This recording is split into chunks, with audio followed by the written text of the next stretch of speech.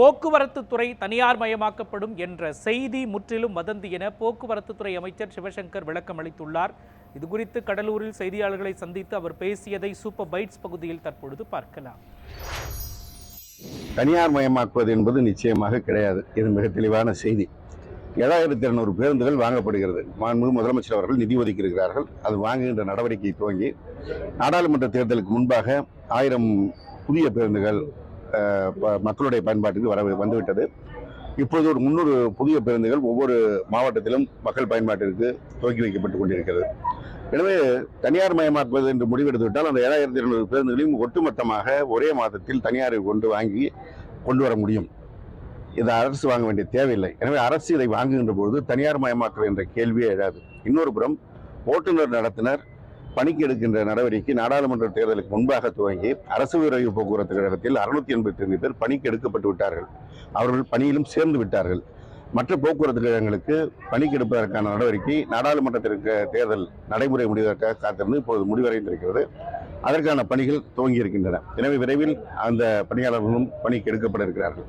எனவே நிரந்தர பணியாளர்கள் எடுக்கும்போது அது எப்படி தனியார் மயமாக்கல் என்ற கேள்வி எழும் என்பதுதான் முக்கியமான செய்தி.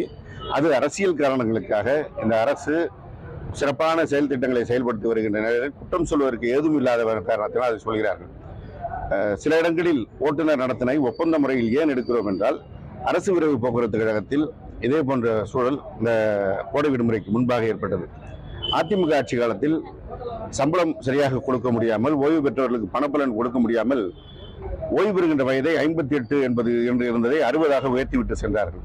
அதன் காரணமாக கடந்த மே மாத வாக்கிலே அதிகமாக ஓய்வு பெறுகிற எண்ணிக்கை அதிகரித்தது.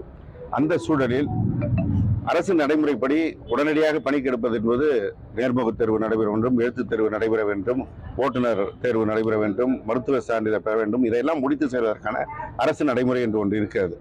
அதற்கான கால அவகாசத்திற்குள் அவர்களை பணிக்கு சேர்க்க முடியாது என்ற காரணத்தினால் அந்த இடைக்கால ஒரு நிவாரணமாக ஒப்பந்த அடிப்படையில் ஓட்டுநர் நடத்துனர் எடுக்கப்பட்டார்கள்.